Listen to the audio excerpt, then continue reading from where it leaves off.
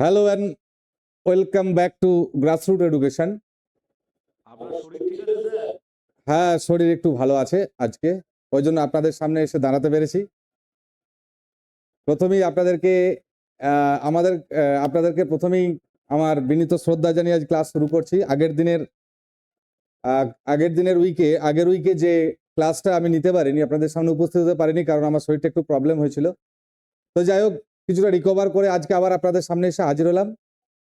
সবাই আমার অন্তর থেকে শ্রদ্ধা জানবেন, কারণ আপনারা প্রত্যেকেই শিক্ষক বা শিক্ষিকা, তাই আপনাদের একটা আলাদা গুরুত্ব আমাদের সমাজে আছে। যদিও বর্তমান দিনে আমরা বিভিন্ন ধরনের অস্থিরতা বা বিশৃঙ্খলা দেখতে পাচ্ছি related to our education sector, তো তা সত্ত্বেও শিক্ষক জাতির মেরুদণ্ড, এই জায়গাটা সবসময় আমাদের মাথার মধ্যে রাখতে হবে, কখনোই ভুললে চলবে না। যে যা করছে করুক, আমি আমার তরফ থেকে আপনাদেরকে শ্রদ্ধা জানাই। এবং চলুন, আগের দিনে আমরা যেটা একটা grammatical class question answer practice করেছিলাম, তাই তো, মানে লাস্ট ক্লাসটা বলছি আমি, আগের উইকে তো ক্লাস হয়নি। তো আজকে আমরা একটু পেডাগোগির দিকে যাব, ঠিক আছে?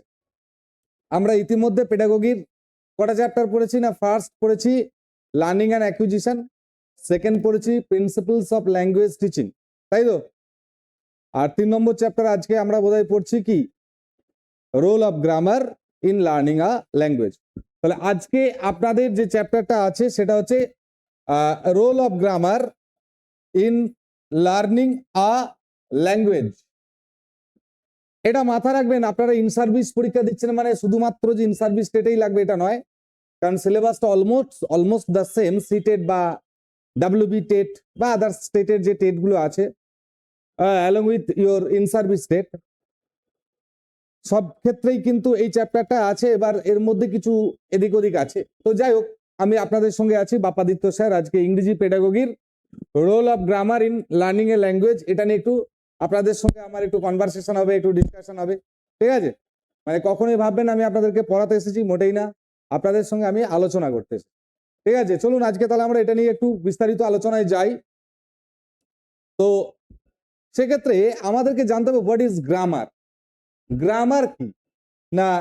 Grammar is a system of language. With the help of grammar, words are used, classified and structured together to form coherent spoken or written communication. It provides a proper order or sequence to sentences for better representation of ideas to facilitate meaningful communication. ভালো করে বুঝবেন, আমরা যে grammar পড়েছি ছোটবেলা থেকে, letter, হ্যাঁ, প্রথমে অ্যালফাবেট দিয়ে শুরু করেছি, লেটার, তারপরে words, syllables, sentence, parts of speech, এই যে আমাদের একটা গ্রামার আছে। আগে বুঝতে হবে গ্রামার বলতে কি বোঝায়, কারণ আমরা ছোটবেলা থেকে বা আপনারাও বাচ্চাদেরকে শেখান যে যে বই পড়লে আমরা ইংরেজি ভাষা সঠিকভাবে শিখতে পারি, বলতে পারি, লিখতে পারি, তাকে আমরা বলি গ্রামার, বা বাংলায় বলা হয় ব্যাকরণ। তো যাই হোক, এখানে যে গ্রামারটা, সিমিলারিটিটা অনেকটাই আছে, আবার এর থেকে একটু আলাদাও আছে। তাহলে এখানে গ্রামার বলতে কি বোঝানো হচ্ছে, মাথা রাখবেন, আমাদের পেডাগোগিক্যাল গ্রামার যদি আমাদেরকে বুঝতে হয়, তাহলে এখানে গ্রামারের দুটো উইংস আছে। দুটো উইংস কি কি না? একটা হচ্ছে traditional grammar or formal grammar, আর একটা হচ্ছে আপনার বা ওটাকে আবার ফাংশনাল গ্রামারও বলা হয়। তাহলে কি কি পেলাম? ট্র্যাডিশনাল গ্রামার, ফর্মাল গ্রামার বা ফাংশনাল গ্রামার। আর একটা গ্রামার পাই, সেটা হচ্ছে কমিউনিকেটিভ গ্রামার, ঠিক আছে? তাহলে এই দু ধরনের গ্রামারের কাজ কি না?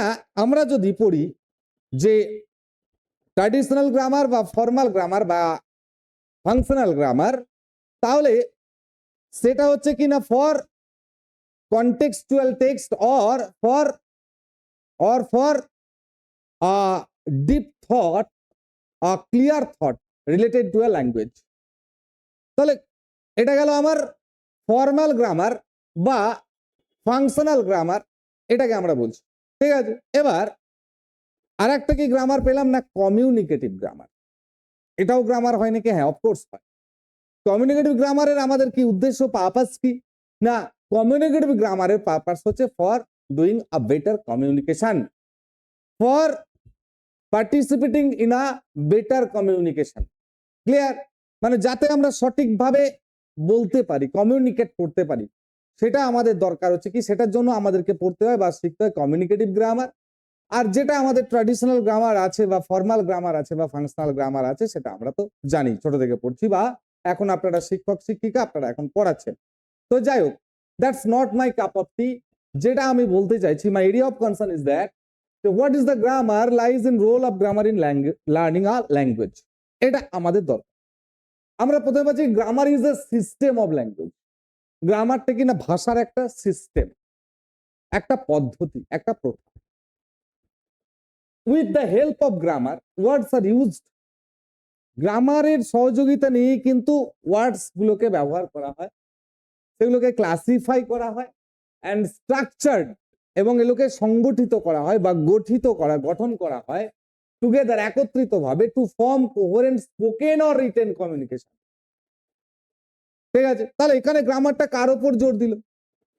For better written and also for better communication, মানে বোথ। এখানে both functional grammar or formal grammar with communicative grammar আর মিক্সড। কি বললাম, বোঝা গেছে? তাহলে গ্রামার আমাদেরকে কি হেল্প করে? যদি বলে হোয়াট ইজ গ্রামার, গ্রামার কি, আপনাকে কিন্তু এখানে লিখতে হবে যে আ সিস্টেম অফ ল্যাঙ্গুয়েজ। কি বললাম? Grammar is a system of language. তাহলে ফার্স্ট লাইনে কিন্তু আমার কোয়েশ্চেন লুকিয়ে আছে। What is grammar? Grammar is a system of language, ভাষার একটা পদ্ধতি।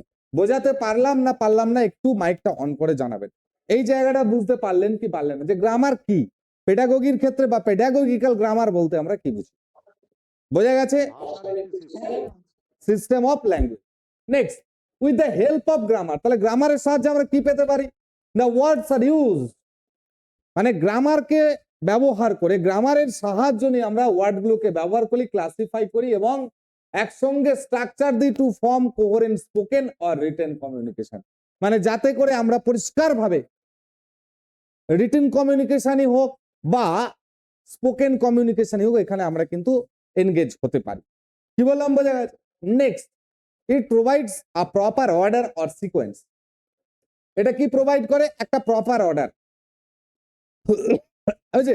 আর কি না, সিকোয়েন্স, মানে যেই অর্ডার সেই সিকোয়েন্স, ক্রম, একটা সঠিক ক্রম, to sentence for better representation of ideas to facilitate meaningful communication. Clear? মানে আমরা যদি নলেজ অফ গ্রামার না জানি, তাহলে সমস্যাটা কি হয় না, কোন ওয়ার্ডটার পর কোন ওয়ার্ডটা দিলে কমিউনিকেশনটা বেটার হবে, সেটা কিন্তু বলে দেয় গ্রামার। ঠিক আছে, আমি ভাত খাই, আমি খাই ভাত, ঠিক আছে, আমরা বুঝে নেব ভাত খাওয়া নেই বলছে, বাট বেটার শুনতে কোনটা ভালো লাগে, আমি খাই ভাত না আমি ভাত খাই, কোনটা? আমি ভাত খাই। এবার দেখুন, এটাই যদি আবার দেখুন দেখুন তাহলে এখানে গ্রামার বলতে কি বোঝানো হচ্ছে? দুটো ল্যাঙ্গুয়েজকে পাশাপাশি রাখুন, তাহলেই বুঝতে পারবেন। ফার্স্ট, আমি আমাদের ফার্স্ট ল্যাঙ্গুয়েজ অর্থাৎ বেঙ্গলিকে পাশে রাখলাম, আমি ভাত খাই। এবার যদি আমরা ইংলিশে ট্রান্সলেট করি, মানে ইংরেজি ভাষায় যদি এটাকে, এই থটটাকে নিয়ে আমরা যদি কমিউনিকেট করতে যাই, তাহলে কি আমরা বাংলা অনুসারে বলবো আই রাইস ইট, না বলবো আই ইট রাইস? কোনটা বলবো? I eat rice. তাহলে দেখুন, এই যে অর্ডারটা বা সিকোয়েন্সটা, ওয়ার্ডের পর ওয়ার্ডের যে সিকোয়েন্সটা বা যে অর্ডারটা, এটা কি হলো? ফার্স্ট ল্যাঙ্গুয়েজ আমাদের যেটা, বাংলার ক্ষেত্রে এক হলো, আবার ইংরেজির ক্ষেত্রে এক হলো। তাহলে এই অর্ডারটা কে বলে দিল? এই যে আই ইট রাইস বলছি, আই রাইস ইট বলছি না, এই অর্ডারটা আপনি কোথা থেকে থিওরিটা পাচ্ছেন? যে গ্রামার থেকে। তাহলে গ্রামারের ভূমিকা শুধুমাত্র স্পোকেনেই নয়, রিটিনেও আছে। আর একটা কি না, ল্যাঙ্গুয়েজটাকে সঠিকভাবে সঠিক অর্ডারে যদি আমাদেরকে বোঝাতে হয়, তাহলে কিন্তু আমাদের কার সাহায্য নিতে হচ্ছে? না, আমাদেরকে গ্রামারের সাহায্য নিতে হচ্ছে। তাহলে ফার্স্ট যে প্যারাগ্রাফটা আমরা পেয়েছিলাম আমাদের সামনে, সেটা বোঝাতে পারলাম না পারলাম না, ক্লিয়ার হয়েছে না হয়নি? যদি কারো কোনো জায়গায় সমস্যা থাকে অবশ্যই বলবেন, বলুন। প্রত্যেকের ক্লিয়ার? আচ্ছা, এবার grammar is a central two teaching and learning of languages.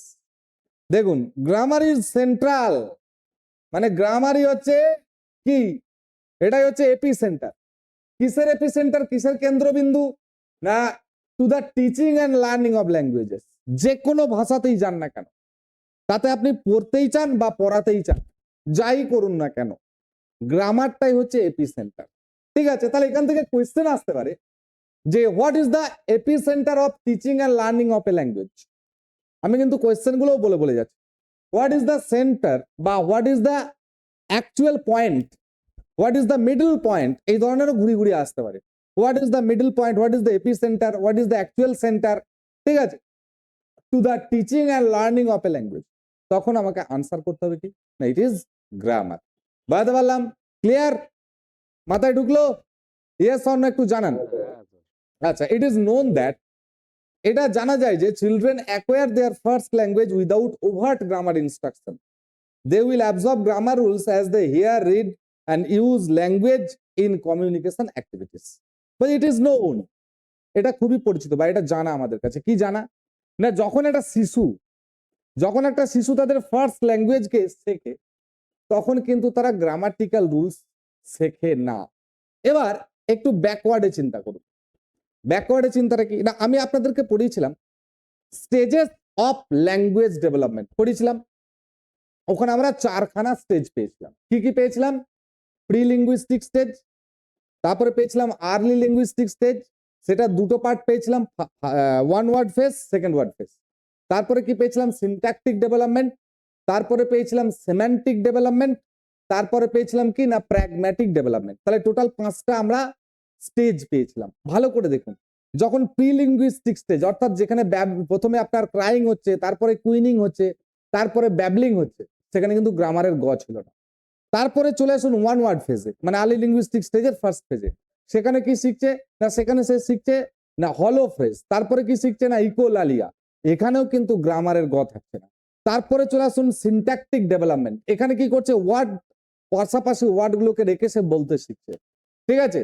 এখানেও পাচ্ছি আমরা কি টেলিগ্রাফিক স্পিচ, এখানেও গ্রামারের গ থাকছে না। কিন্তু যখন আমরা সেমান্টিকে চলে গেলাম, তখন কিন্তু আমাদের ওখানে ছিল knowledge of grammar and meaning of words. পেয়েছিলাম না পাইনি? Yes or no? আমি আপনাদেরকে একটু আরেকবার মনে করিয়ে দিচ্ছি, পেয়েছিলাম।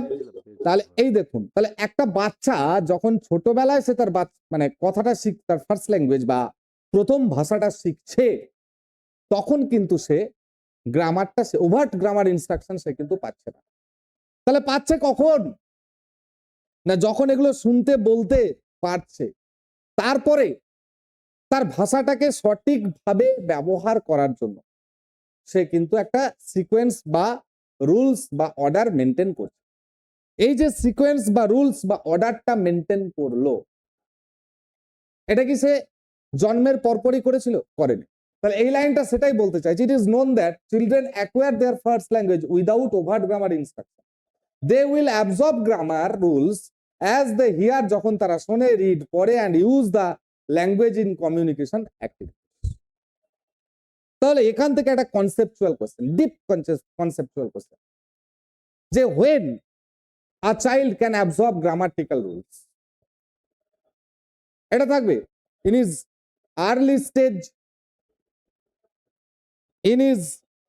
in the stage of learning words, আর একটা থাকবে when he enters in communication, আর একটা থাকবে none of this। কোন অপশনটা নেবে? when he enters communication, মানে যখন সে বলতে, লিখতে, পড়তে পারছে, তখন তাকে এবার মেনটেন করতে হচ্ছে গ্রামাটিক্যাল রুলসটা। বুঝতে পারলাম? ক্লিয়ার প্রত্যেকের? হ্যাঁ স্যার। কখন একটা বাচ্চা গ্রামারকে নেয়, আর যদি বা থাকে যে grammatical rules is used, grammatical rules is used in early stage of language development, yes or no? কি বলবে? Yes or no? সে কি গ্রামারের প্রথম না, ইয়েস হবে না। এই কনসেপ্টটা ভালো করে নিন, কোয়েশ্চেনটা বারবার বলেছি, পেডাগোগির কোয়েশ্চেন আগে কোয়েশ্চেন বুঝবেন আনসার করার আগে। 10 বার প্রশ্নকে নিয়ে ভাববেন, আনসার অটোমেটিক বেরিয়ে আসবে। আপনার দিকে আনসার করতে হবে না, আনসার অটোমেটিক বেরিয়ে আসবে। আমি কি বললাম যে একটা শিশু তার আর্লি স্টেজেই কি সে গ্রামারটা শেখে? Yes or no? আর্লি স্টেজে কিন্তু সে শিখছে, তাহলে হলো নো। বুঝতে পারলাম? কনসেপ্ট গুলো ক্লিয়ার? তাহলে এখান থেকে যা যা কোয়েশ্চেন গুলো আসবে মাথায় ঢুকেছে? কনসেপ্টটা পুরোপুরি ক্লিয়ার হয়েছে কি? আমি সবার থেকে জানতে চাইছি, একটু দয়া করে জানাবেন যে হ্যাঁ এই যে স্যার, ফার্স্ট হ্যাঁ যে আমার কাছে স্ক্রিনটা আছে এখানে ক্লিয়ার তো প্রত্যেকের? হ্যাঁ স্যার। বাহ, ভেরি গুড। চলুন এবার দেবো আমাদের জন্য নেক্সট টাইপকে অপেক্ষা। এবারে আসবো মেথডস অফ টিচিং গ্রামার। কি কি মেথডে গ্রামারকে টিচ করানো হয় বা গ্রামার শেখানো হয়? আমরা দেখতে পাচ্ছি এখানে আমার 4টে স্টেজ আছে। কি কি এটা আমরা বাংলাতেও পাই। একটা ডিডাকটিভ মেথড, আর একটা পাচ্ছি ইন্ডাকটিভ মেথড, আর একটা পাচ্ছি দুটোর মিক্সচার ইন্ডাকটিভ ডিডাকটিভ মেথড, আর একটা হচ্ছে ইনসিডেন্টাল মেথড। আচ্ছা এবার ছোট করে একটু বলে রাখি এই মেথড গুলো, না ছোট্ট করে মাথায় রাখবেন তাহলে ক্লিয়ার হয়ে যাবে। ডিডাকটিভ মানে রুলস টু এক্সাম্পল। ডিডাকটিভের বিপরীতটা হচ্ছে কি না ইন্ডাকটিভ, সেটা হচ্ছে এক্সাম্পলস টু রুলস। এবার দেখুন তাহলে আমরা একটা ডিরেক্ট মেথড পাচ্ছি, deductive method rules to example, প্রথমে নিয়ম তারপরে উদাহরণ। ঠিক তার বিপরীতটা হচ্ছে ইন্ডাকটিভ, অর্থাৎ প্রথমে উদাহরণ তারপরে রুলস। এবার দেখুন এরপরে সাইকোলজিস্টরা আর একটা মেথড তৈরি করেছে, সেটা হচ্ছে ইন্ডাকটিভ ডিডাকটিভ, মানে দুটোর মিশ্রণ। বাট দেখুন প্রথমে ডিডাকটিভটা দেয়নি, কিন্তু প্রথমে দিয়েছি ইন্ডাকটিভটা। কেন, হোয়াই, কি আপনাদের কাছ থেকে এই দুটোর থেকে আমরা কি কনক্লুশন টানতে পারি? যে ডিডাকটিভ মেথড ফার্স্ট ছিল 1 নম্বর, 2 নম্বর ছিল ইন্ডাকটিভ, 3 নম্বর পাচ্ছে inductive deductive. Deductive deductive inductive নয় কেন? আপনাদের মনে কি এটার কনক্লুশন আছে? কেন ইন্ডাকটিভ ডিডাকটিভ করা হলো, কেন ডিডাকটিভ ইন্ডাকটিভ করা হলো না? এটা সিম্পল আইডিয়া থেকে দিন, বলুন। পরিবেশ থেকে বিভিন্ন জিনিস সংগ্রহ করছে, সেগুলো না ওটা আমি আমি একদম তত্ত্বের মধ্যে যাচ্ছি না, আমি কোনো মানে এর মধ্যে যাচ্ছি না, মানে হাই থটের মধ্যে আমি যাচ্ছি না। আমি জাস্ট জানতে চাইছি যে আপনাদের সিক্স সেন্স কি বলছে যে ডিডাকটিভ ইন্ডাকটিভ না করে ইন্ডাকটিভ ডিডাকটিভ কেন করা। তার মানেটা কি? তার মানেটা হচ্ছে যে এই দুটো, প্রথম হচ্ছে এই দুটোকে সংমিশ্রণ ঘটানো হলো কেন? কারণ নিশ্চয়ই এদের মধ্যে কোনো নেগেটিভিটি আছে, মানে এদের কোনো মাইনাস পয়েন্ট আছে বা ডিমেরিটস আছে। তাহলে সেই ডিমেরিটস গুলোকে ঘোচানোর জন্য, সেই ডিমেরিটস গুলোকে দূর করার জন্য এই দুটোকে মিক্স করানো হলো। কোনটাকে? Inductive deductive. এবার আমার কথা হচ্ছে যে স্যার, হ্যাঁ বলো। এই যে রুলস অফ এক্সাম্পল, এই রুলসটা কিসের? রুলস হচ্ছে গ্রামাটিক্যাল রুলস। ও আচ্ছা আচ্ছা। আচ্ছা এবার এবার দেখুন যেটা বলছিলাম, তাহলে ইন্ডাকটিভটাকে ফার্স্ট দেওয়া হলো কেন, ডিডাকটিভটাকে সেকেন্ড দেওয়া হলো? তার কারণ হচ্ছে যে সাইকোলজিস্টরা দেখেছেন যে ডিডাকটিভের যে ডিমেরিটস আছে তার থেকে কিছুটা হলেও কম আছে ইন্ডাকটিভ। তার মানে inductive is somewhat better than deductive. এই জন্য নিয়ে আসা হলো inductive first then deductive. Last যেটা যেটা একটা ম্যাথ মেথড বটে, ইনসিডেন্টাল মেথড, বাট এটা হচ্ছে সব থেকে ওর্স্ট মেথড। কি বললাম? সব থেকে ওর্স্ট মেথড এটা কোনটা? সেটা হচ্ছে ইনসিডেন্টাল মেথড। এবার এই যে আমরা 4টে পেলাম, deductive, inductive, inductive deductive and incidental.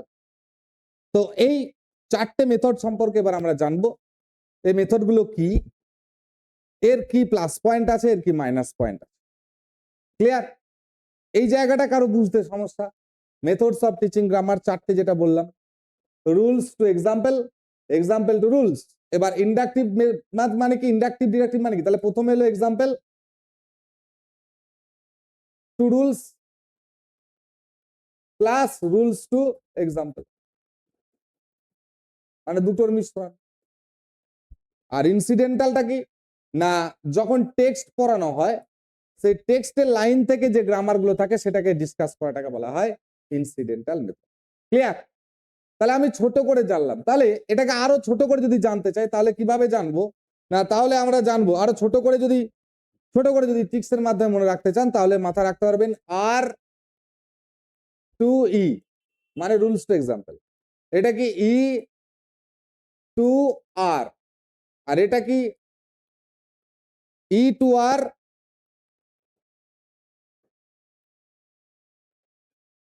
E two R plus R two ই। হয়েছে। আর এটা কি বললাম, এটা টেক্সট পড়ানোর সময় আমি ছোট করেও বলে দিলাম, ছোট করে যাতে মাথায় রাখা যায়। একটা হচ্ছে আর টু ই, তারপরটা ই টু আর, তারপরে ই টু আর প্লাস আর টু, আর নেক্সট হচ্ছে 4 নম্বরটা হচ্ছে টেক্সট। ক্লিয়ার প্রত্যেকের? বোঝা গেছে? মনে রাখা সম্ভব হবে? আচ্ছা, এবার এগুলোর আমি ডিটেলসে যাচ্ছি। প্রথমে আছে ডিডাকটিভ মেথড।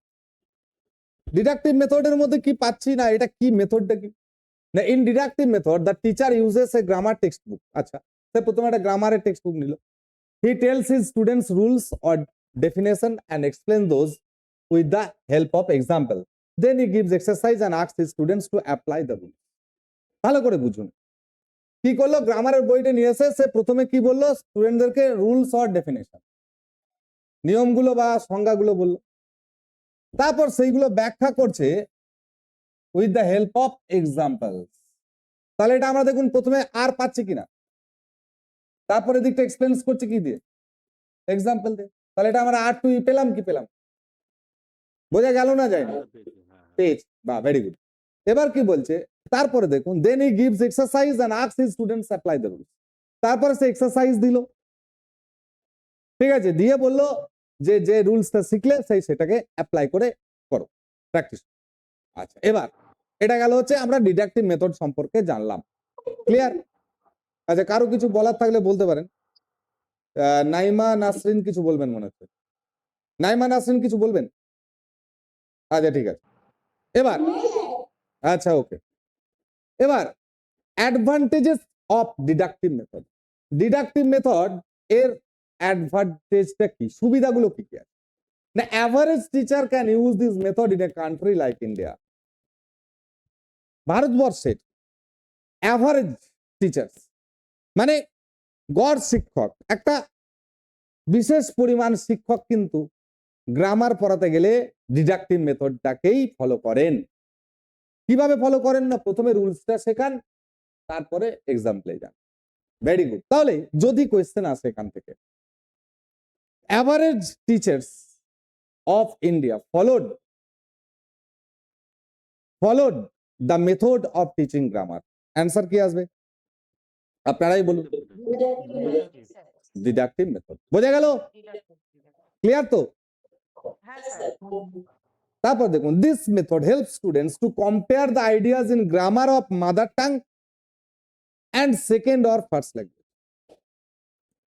তাহলে দ্বিতীয় অ্যাডভান্টেজ কি বলছে না, এই মেথডে শিশুরা কি করে, বাচ্চারা কি করে, বা ছাত্রছাত্রীরা কি করে না, তারা যে সেকেন্ড ল্যাঙ্গুয়েজটা শিখলো বা যে ল্যাঙ্গুয়েজটা শিখলো তার সঙ্গে ফার্স্ট ল্যাঙ্গুয়েজের একটা কনসেপ্ট বা একটা কম্পেয়ার করতে পারে। যেমন এটা একটু বোঝাতে গেলে আপনাদেরকে আমি একটু ছোট করে বোঝাচ্ছি। হ্যাঁ, এটা কিভাবে তারা কম্পেয়ারটা করে। আমরা ছোটবেলায় ধরুন বলা হলো আমি ভাত খাই, আমি ভাত খাই। ক্লিয়ার? এটাকে ইংলিশে করলে আমরা করি আই ইট রাইস। আমরা আই ইট রাইস যখন করব তখন একটা শিশু ভাববে কি সাবজেক্ট ভার্ব অবজেক্ট, বাট এখানে ইংরেজিতে হয়ে যায়, বাংলায় যখন আসছে সাবজেক্ট অবজেক্ট ভার্ব হয়ে যায়। তাহলে এই যে কম্প্যারিজনটা, তার ফলে কি হলো, দুটো ল্যাঙ্গুয়েজের মধ্যে কি ডিফারেন্স আর দুটো ল্যাঙ্গুয়েজের মধ্যে কি রিলেশন, মানে এদের মধ্যে কি সাদৃশ্য কি বৈসাদৃশ্য আছে, সেটা কিন্তু তারা ইজিলি রিলেট করতে পারে। বোঝা গেল না বোঝা যায়নি? যখনই সে রুলস অনুযায়ী গ্রামারের রুলস অনুযায়ী শিখছে, তখন সে কি করবে, তার ফার্স্ট আইডিয়া আসবে যে আমার মাদার টাং কি বলছে, মাদার টাং এর ব্যবহারটা কি আছে। সে তখন কি করবে, দুটো ল্যাঙ্গুয়েজকে পাশাপাশি রেখে কম্পেয়ার করার চেষ্টা করবে, এবং সে দুটো ভাষাতেই শিখতে পারবে যে বাংলা ভাষায় যেটা হয় ইংরেজি ভাষায় সেটা কি হচ্ছে। তাহলে দুটোর মধ্যে, দুটো ল্যাঙ্গুয়েজের মধ্যে রিলেশন বা রিলেট করার চেষ্টা করবে। বোঝা গেল? ক্লিয়ার? 2 নম্বরটা ক্লিয়ার হয়েছে না হয়নি? Yes or no? Mic on করে বলুন। স্যার আরেকবার বলবেন একটু 2 নম্বরটা আরেকবার শর্টে বলুন। শর্টেই বলে দিচ্ছি। কি বললাম, যে যখন রুলস অফ গ্রামার সে শিখতে যাচ্ছে একটা টার্গেট ল্যাঙ্গুয়েজে, তখন সে কি করে না, আমার মাতৃভাষা মানে আগে বাংলা আসে না আমাদের মাথায়, তাহলে বাংলাটা দিয়ে সে সেটাকে তুলনা করার চেষ্টা করে, যার ফলে দুটো ল্যাঙ্গুয়েজের মধ্যে কি ডিফারেন্স আছে, মানে কি পার্থক্য আছে বা কি সিমিলারিটি আছে বা সাদৃশ্য আছে, এটা সে কিন্তু শিখে যাবে। বোঝা গেল? Is it clear? Very good. হ্যাঁ হ্যাঁ হ্যাঁ হ্যাঁ। Next 3 number, the learner can try grammatical questions very easily. এর ফলে কি হয়, যেহেতু দুটো ল্যাঙ্গুয়েজের ক্ষেত্রেই সে রুলসটাকে রিলেট করে ফেলছে, তার ফলে সে গ্রামাটিক্যাল যে কোয়েশ্চেন্স গুলো আছে সেগুলো ইজিলি সে কিন্তু কি করতে পারে, ইজিলি সেগুলোকে সে ট্রাই করতে পারে।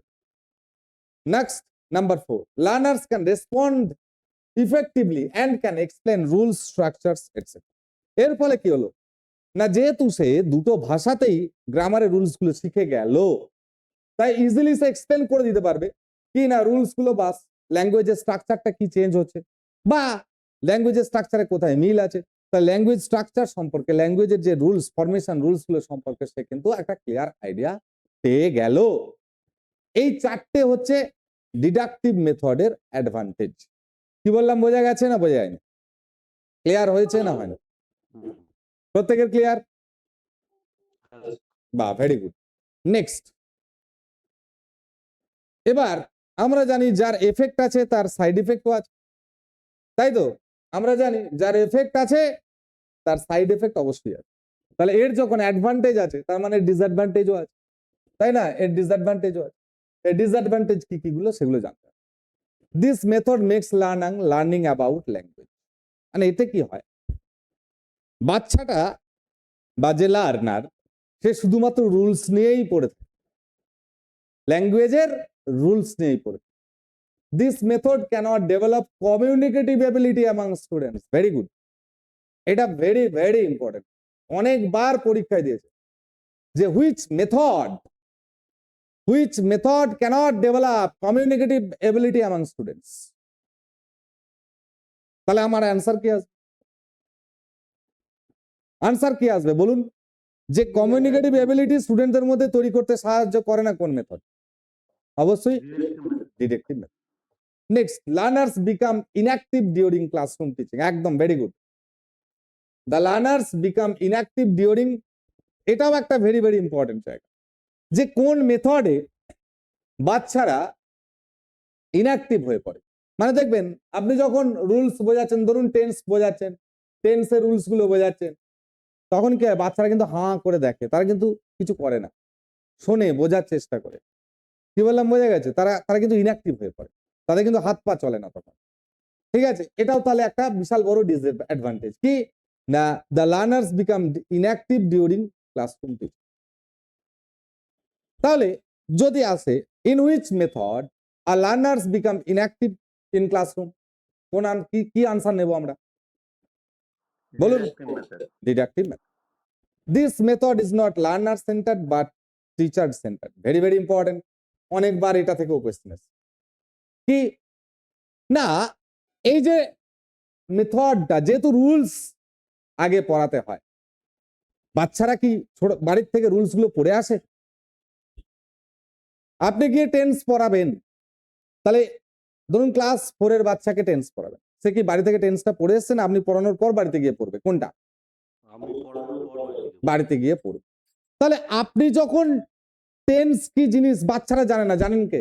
আপনি, মানে আপনি টিচার, আপনি জানেন, তার মানে এডুকেশনটা কি হয়ে গেল? টিচার সেন্টার্ড হয়ে গেল। কারণ টিচার যতক্ষণ না বলে দিচ্ছে ততক্ষণ শিশুরা জানতে পারছে না, বাবা যে স্টুডেন্ট আছে সে জানতে পারছে না। সে জানছে কখন? আপনি জানানোর পরে। তাহলে মূল এপিসেন্টারটা কে জানানোর? আপনি না স্টুডেন্টটা? টিচারটা। তাহলে তাহলে এই মেথডটা হয়ে যাচ্ছে টিচার সেন্টার, লার্নার সেন্টার নয়, মানে শিক্ষক কেন্দ্রিক, শিক্ষার্থী কেন্দ্রিক নয়। বোঝা গেল না বোঝা যায়নি? তাহলে যদি কোয়েশ্চেন আসে which method is teacher centred, তখন আমাকে কি আনসার করতে হবে বলুন? তখন আমি কোন মেথডটা নেব? যে ডিডাকটিভ মেথড। গুড। নেক্সট আছে in the classroom teaching there is hardly any use of audio visual aids। এই ধরনের যখন মানে ক্লাসরুম টিচিং হয়, যেহেতু রুলস আগে বোঝানো হয় তারপরে যাওয়া হয় এক্সাম্পল, তাই এক্ষেত্রে কোনো অডিও ভিজুয়াল এইডস এর সাহায্য নেওয়া হয় না, কোনো অডিও ভিজুয়াল ইউজের ব্যবহার করা হয় না, কোনো অডিও ভিজুয়াল এইডসকে ইউজ করা হয় না। যার ফলে কি হয় না, বাচ্চাদের যে একটা মানে একটা এনভায়রনমেন্টালিস্ট যে একটা লার্নিং, সেটাতে কিন্তু তারা ল্যাগ করে যায়। একটা অডিও ভিজুয়াল এইডস হলে কি হয়, ঠিক আছে, ধরুন আপনি পাহাড় পড়াচ্ছেন, ডিডাকটিভ মেথড হলে আপনাকে মুখে বলতে হবে পাহাড় কি, ঠিক আছে। তাহলে কিন্তু যদি আপনি উল্টো দিকে যান, একটা পাহাড়ের ছবি দিয়ে দিন, এটা পাহাড়, এই পাহাড়টার নাম অমুক, দিয়ে একটা গল্প দিয়ে দিলেন, তারপরে বোঝালেন পাহাড় কাকে বলে, মানে রুলসে গেলেন, সেটা চলে গেল ইনডাকটিভ। আর যখন ডিডাকটিভ যেমন কি আপনাকে আগে পাহাড় কি জিনিস বোঝাতে হবে, তাহলে সেক্ষেত্রে কি হচ্ছে, কোনো অডিও ভিজুয়াল এইডস এর ব্যবহার করা হচ্ছে না। বোঝাতে পারলাম না? Is it clear or not? তাহলে ডিডাকটিভ মেথডের অ্যাডভান্টেজ এবং ডিসঅ্যাডভান্টেজ বোঝা গেল? কোনো সমস্যা হবে না তো? ব্যাস, আরেকবার পড়ে নেবেন, এটা আপনাদেরকে দিয়ে দেওয়া হবে, চাপ নেওয়ার কিছু নেই, ঠিক আছে। আর হ্যাঁ, এখানে আরেকটা কথা বলে রাখি, যেহেতু গত সপ্তাহে আমি ক্লাস নিতে পারিনি, তাই আগামীকাল আপনাদের একটা ছোট্ট পারা, বেশিক্ষণ আটকাবো না, 1 ঘন্টার একটা সেশন নেব, ওখানে থাকবে এমসিকিউ, ঠিক আছে, এমসিকিউ থাকবে 30 নম্বরের একটা এমসিকিউ থাকবে সন্ধ্যে 6টায়, আজকে যে টাইম সেই টাইম, সন্ধ্যা 6টাতেই হবে। সেখানে আমি বলে দিচ্ছি কি কি থাকবে, মানে আমি চেষ্টা করব যতটা পারা যায় সিলেবাসটাকে কভার আপ করার। সেখানে একটা ছোট্ট করে আনসিন প্যাসেজ দিয়ে দেবো, সেখান থেকে একটা দুটো কোয়েশ্চেন দিয়ে দেবো, কিছু গ্রামারের কোয়েশ্চেন থাকবে, কিছু ভোকাবস থাকবে, আর সঙ্গে কিছু পেডাগোগি থাকবে, মানে টোটাল তা নিয়েই একটা আর কি সেশন করব। কি বললাম, বোঝা গেছে? আশা করবো আপনারা সবাই থাকবেন। যাই হোক, চলুন এবারে আমরা দেখি আমাদের জন্য পরের মেথড কি অপেক্ষা করছে। না, এবারে আমাদের সামনে আছে ইনডাকটিভ মেথড, তাই তো? Inductive method, the teacher first presents or text the example. তাহলে প্রথমে নিচ্ছে এক্সাম্পল ফ্রম দ্য স্টুডেন্টস, ছাত্রদের থেকে এক্সাম্পল নেয়, comes on the theory or concept, তারপরে সে যাচ্ছে কোথায়, থিওরি অথবা কনসেপ্ট। তার মানে প্রথমে কি এলো, এক্সাম্পল, তারপরে কোথায় গেল না, রুলস। তাহলে এটা হলো ই টু আর। এই জায়গাটা বুঝতে কারো কোনো সমস্যা?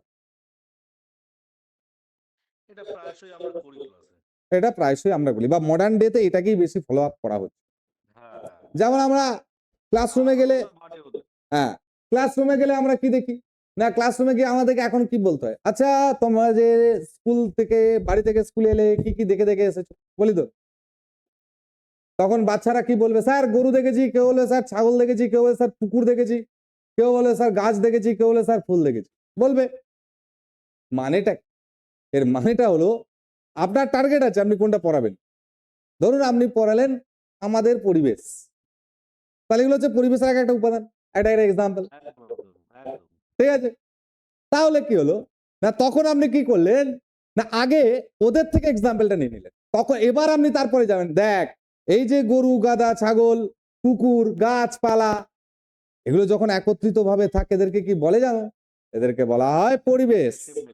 ইয়াস, এই যে মেথডটা, মানে স্টুডেন্টদের থেকে এক্সাম্পলটা নিয়ে নিলেন, নিয়ে তারপর আপনার যেটা টার্গেট সেই জায়গায় গিয়ে ঢুকলেন, তারপর বোঝালেন পরিবেশ কি জিনিস, ঠিক আছে, ডেফিনেশন বা রুলসটা দিলেন। এই যে মেথডটা, এটাকে বলা হচ্ছে ইনডাকটিভ মেথড, ঠিক আছে। বাংলায় আপনাদের আরোহী অবরোহী এসব ব্যাপার আছে, ঠিক আছে। যাই হোক, কিছুটা সেম, হ্যাঁ। তো যাই হোক, তাহলে আমি ইনডাকটিভ মেথড কি বোঝাতে পারলাম? Yes or no? একদম। যার যেখানটা সমস্যা হয় বলবেন, এর কোনো চাপ নেই, ঠিক আছে। আমরা তো ডিসকাশন আছে, আমরা মোটেই ভাববেন না যে স্যার পড়াচ্ছেন আমরা পড়ছি, একদম না, ঠিক আছে। আপনারা শিক্ষক, আপনারাই হচ্ছেন পড়ান, আমরা জাস্ট গাইড, ঠিক আছে।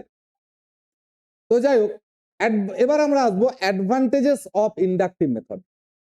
ইন্ডাকটিভ মেথডের সুবিধাগুলো কি কি আছে না, inductive method is based on the theory from example to generalization, so it is very useful in classroom. তাহলে দেখুন, ডিডাকটিভের ঠিক উল্টো, আমরা দেখেছিলাম যে ক্লাসরুম টিচিং এ শিশুরা ইনঅ্যাক্টিভ থাকে ডিডাকটিভ মেথডে, বাট এখানে কি হলো না, যেহেতু এক্সাম্পল টু জেনারেলাইজেশন, তাই very useful in classroom teaching, ঠিক আছে। ক্লাসরুমের শিক্ষাদানের ক্ষেত্রে এটা কিন্তু ভেরি ভেরি ইম্পর্টেন্ট বা খুব বেশি বেনিফিশিয়াল। ক্লিয়ার?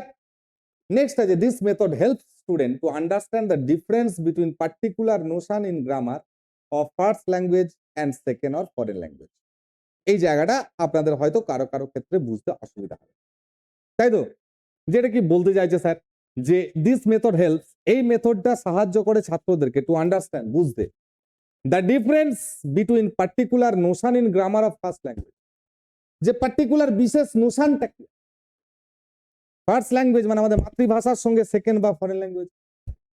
এবার ব্যাপারটা বলি, ইন্ডাকটিভ মেথড যখন আমরা পড়াবো তখন আমি কি বলবো, আচ্ছা তোমরা আজকে স্কুলে এসেছো, কি কি খেয়ে এসেছো? কেউ বলে ভাত খেয়ে এসেছি, কেউ বলে মুড়ি খেয়ে এসেছি, কেউ বলে স্যার রুটি খেয়ে এসেছি, কেউ বলে স্যার চাউমিন খেয়ে এসেছি। বাহ, ভেরি গুড। তাহলে তোমরা সবাই আমি ধরে নিচ্ছি ভাত খেয়ে এসেছি, ভেরি গুড। আচ্ছা বলো তো, আমি ভাত খাই ইংরেজিতে বললে কি হবে? তার মানেটা কি? যখনই আপনি এই কোয়েশ্চেনটা থ্রো করে দিলেন, মানে আপনি আগে স্টুডেন্টদের কাছ থেকে কি নিলেন? স্টুডেন্টদের কাছ থেকে আগে এক্সাম্পলটা নিয়ে নিলেন, বলো তো কে কি খেয়ে এসেছো। তারপর আপনার পড়ানোর ইচ্ছা হচ্ছে অন্য জায়গা, তাহলে আপনি কি করলেন? আগে অ্যাটমসফিয়ারটাকে ক্রিয়েট করে নিলেন। যখনই বললেন যে ঠিক আছে আমি ভাত খাই ইংরেজিতে করলে কি হবে, তারপরে আপনি কি করলেন? আগে এক্সাম্পলটা নিয়ে নিলেন, মানে জেনারেলাইজেশন করে নিলেন। তার এক্সাম্পল নিয়ে কি করছেন না, তারপরে কি বলছেন না, তার ফলে কি হচ্ছে যে তারা তখনই চিন্তা করবে, আরে আমি ভাত খাই, আমি মানে তো ইংরেজিতে করলে আই হয়, ভাত মানে রাইস হয়, আর ইট মানে খাই হয়, তাহলে আই রাইস ইট অনেকে বলতেই পারে। এরপরে আপনি ওদেরকে বোঝালেন, তার মানে কি আপনি এক্সাম্পলটাকে আলোচনা করলেন। এবার আপনি ওদিকে বোঝালেন, দেখো বাংলায় থাকে কর্তা প্রথমে, তারপরে কর্ম বা পরিপূরক, তারপরে থাকে ক্রিয়াপদ। কিন্তু যখন আমরা ইংরেজিতে যাব তখন এটা হয় প্রথমে সাবজেক্ট, তারপরে ভার্ব পার্ট, তারপরে অবজেক্ট আর কমপ্লিমেন্ট পার্ট। তাহলে বিষয়টা কি হলো? এই যে আমি এটা বললাম, প্রথমে সাবজেক্ট পার্ট, তারপরে ভার্ব পার্ট, তারপরে অবজেক্ট বা কমপ্লিমেন্ট পার্ট। আমি চলে গেলাম রুলসে, কিন্তু আমি ফার্স্টে রুলসে ছিলাম কি না, আমি প্রথমে এক্সাম্পলে ঢুকেছিলাম। তাহলে এর ফলে কি হলো না, যখনই আমি এই জায়গাটা বললাম তখনই তারা কি করবে না, তখনই স্টুডেন্টরা তারা বুঝতে পারবে যে কি পার্থক্য আছে, যে ফার্স্ট ল্যাঙ্গুয়েজ মানে প্রথম ভাষা বা মাতৃভাষার সঙ্গে যে সেকেন্ড ল্যাঙ্গুয়েজ বা ফরেন ল্যাঙ্গুয়েজটা আমরা শিখছি তার মধ্যে কি পার্থক্য আছে। ব্যাপারটা বোঝা গেল না বোঝা যায়? প্রত্যেকের ক্লিয়ার? বা ভেরি গুড। তারপর আছে the learners learn the particular grammar point through practice. First they have to guess the meaning and later they generalize the form or structure. ভালো করে বুঝবেন, এই একই জিনিসকে একটু ভালো করে ব্যাখ্যা। The learners learn the particular grammar point. Particular grammar point এখানে কি বুঝলো সে? না, তাহলে বাংলায় যদি 1 2 3 হয়, মানে বেঙ্গলিতে যদি 1 2 3 হয়, কর্তা কর্ম ক্রিয়া হয়, তাহলে কি হবে ইংরেজিতে? E for 1 3 2, 1 3 2। তাহলে তিনটা তার মানে 2 এ চলে যাচ্ছে, 2টা 3 এ চলে আসছে। আচ্ছা, তখন এটা কি শিখলো না, তারা পার্টিকুলার গ্রামার পয়েন্টটা শিখলো থ্রু প্র্যাকটিস, যখন তারা খাতায় লিখে ফেললো। First they have to guess the meaning. প্রথমে তারা কি করলো? মিনিং মানে আমি ভাত খাই, এবার মিনিংটা মানে আই, মানে আমি এর ইংরেজি করলে কি হবে না আই।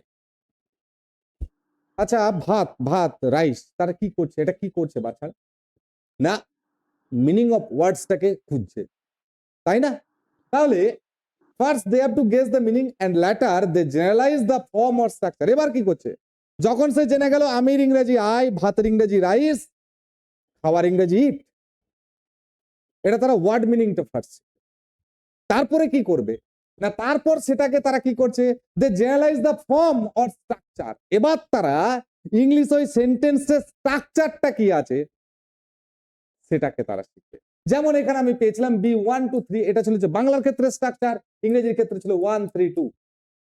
তখন তারা 3 মানে 1 মানে আই কে নিল, 3 মানে রাইস কে নিল না, 3 মানে ইট কে নিয়ে চলে এলো, আর 2 ছিল রাইস, সে চলে গেল শেষে। এই যে স্ট্রাকচারের চেঞ্জটা, এটা কিন্তু তারা শিখলো। তাহলে এই জায়গাটা বোঝা গেছে, the learners learn the particular grammar point through practice. প্রথম গ্রামার পয়েন্টটা শিখলো, তারপরে they have to guess the meaning, মানে ওয়ার্ড মিনিংটা গেস করলো, তারপরে তারা কি করছে না ফর্ম অর স্ট্রাকচারটাকে জেনারেলাইজ করছে। বোঝাতে পারলাম না পারলাম? Is it clear or not? হ্যাঁ স্যার ক্লিয়ার। প্রত্যেকের কাছ থেকে আমি জানতে চাইছি, যারা যারা ক্লাস করছেন দয়া করে একটু জানাবেন। হ্যাঁ স্যার ক্লিয়ার তো? Yes, sir. হ্যাঁ ক্লিয়ার হ্যাঁ ক্লিয়ার। Okay, thank you. চলুন, এগুলো পেলাম অ্যাডভান্টেজ। এবার আমি বলেছি কি না, যার এফেক্ট আছে তার সাইড এফেক্ট আছে, দেখা যাক কি এর সাইড এফেক্ট আছে। ঠিক আছে, আচ্ছা আপনাদেরকে একটু আমি এটা ঘুরিয়ে কোয়েশ্চেন করছি, সৎ সাহস নিয়ে বলবেন, সৎ সাহস দরকার। আরে বলুন তো, ক্লাসটা কার কার বোরিং লাগছে, কার ভালো লাগছে? কারণ আমাদেরকেও নিজেদেরকেও ডেভেলপ করতে হয় তো। না না স্যার ভালো লাগছে স্যার আপনার ক্লাস খুবই ভালো লাগে মানে সহজই হচ্ছে তো ওর জন্য ভালোই লাগছে আচ্ছা ঠিক আছে, থ্যাংক ইউ, অসংখ্য ধন্যবাদ। স্যার মিস করলাম ওটাই তো জিজ্ঞেস করলাম কেমন হচ্ছে। হ্যাঁ হ্যাঁ ঠিক আছে ঠিক আছে ঠিক আছে, থ্যাংক ইউ। কত কোটি শ্রদ্ধা আপনাদেরকে জানাই, আর আপনাদের যাতে কোনো সমস্যা না হয়, ঠিক আছে, সেটার জন্য আমার শুভেচ্ছা সবসময় আছে এবং থাকবে। দিস মেথড স্যার ইজ পাঁচটা করতে পারলেই বেঁচে যায় ব্যাস।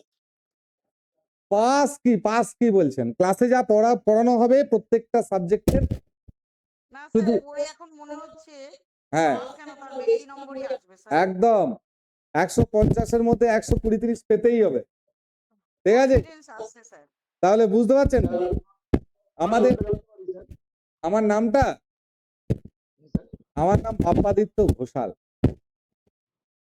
দেখুন এই যে কনফিডেন্স, দেখুন সাকসেস নিয়ে চিন্তা করার আগে দরকার আগে কনফিডেন্স, আর এই কনফিডেন্সের সাথে এই কনফিডেন্সের সাথে দরকার প্র্যাকটিস। তার সঙ্গে কি দরকার?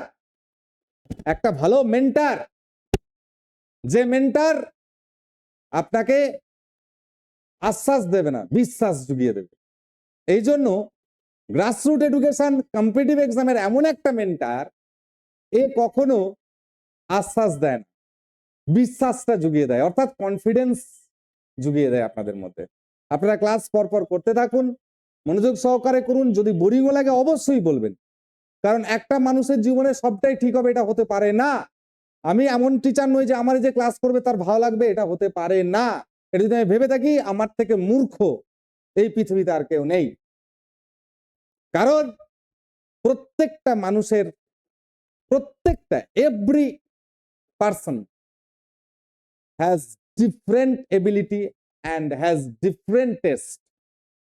তাই প্রত্যেকের টেস্ট আমার সঙ্গে মিলবে এটা কখনো হতে পারে না। যদি কারো বোরিং লাগে তাহলে কেন জিজ্ঞাসা করলাম, যদি কারো আপনাদের বোরিং লাগতো তাহলে জিজ্ঞেস করতাম কোন জায়গাটা বা কেন বোরিং লাগছে, তাহলে সেই জায়গাটা আমার নেগেটিভ বা ডিসঅ্যাডভান্টেজ যেটা আমরা পড়ছি এখন ইন্ডাকটিভের, আমি চেষ্টা করব সেটাকে কিভাবে সাম আপ করা যায় বা সেটাকে কিভাবে রেকটিফাই করে আমি অ্যাডভান্টেজে পরিণত করতে পারি, এই জন্য আপনাদেরকে জিজ্ঞাসা করলাম। আচ্ছা এবার বলে দিই, ছোটবেলায় স্যার বোরিং লাগতো ইংলিশ ক্লাসগুলো, কিন্তু এই আপনি যেভাবে পড়াচ্ছেন না অতটাও বোরিং লাগে না। আচ্ছা লাগেই না, থ্যাংক ইউ। বোরিং লাগেই না। আপনার ক্লাস ভালোভাবেই করি।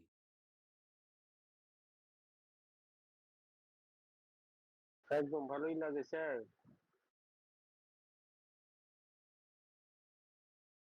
হ্যালো অরূপ বাবু বলুন। ভালোই লাগে ভালোই লাগে। আচ্ছা বেশ, আচ্ছা আমি এখানে বলে রাখি, এখানে এমনও অনেকজন ক্লাস করছেন যারা এখনো হয়তো অ্যাডমিশন নেননি বা একটু চিন্তা ভাবনার মধ্যে আছেন, দুবিধার মধ্যে আছেন ক্লাস নেব কি নেব না, সেটা আপনাদের একদম নিজস্ব ব্যাপার। আমি আপনাদেরকে বলে রাখি, যদি এই পিডিএফটা পেতে চান তাহলে আপনারা কোয়ারিজ করেছিলেন গ্রাসরুট এডুকেশনের যে হোয়াটসঅ্যাপ নাম্বারে, অফিসিয়াল যে হোয়াটসঅ্যাপ নাম্বার, সেটাতে আপনারা কোয়ারিজ করতে পারেন, তাহলে আপনাদেরকে এই পিডিএফটা দিয়ে দেওয়া হবে। কেমন? এবার আমি ফিরে আসি আমাদের যে আলোচনা সেই আলোচনা। এবার আমরা আসছি disadvantage of inductive method. Inductive মেথডের ডিসঅ্যাডভান্টেজ কি আছে? না, this method is not useful in overcrowded class like those in India. এই দেখুন মাথায় রাখবেন, ডিডাকটিভ আর ইন্ডাকটিভের অ্যাডভান্টেজ ডিসঅ্যাডভান্টেজ। ডিডাকটিভের অ্যাডভান্টেজ বলেছিল average teacher in a countries like India follows this method.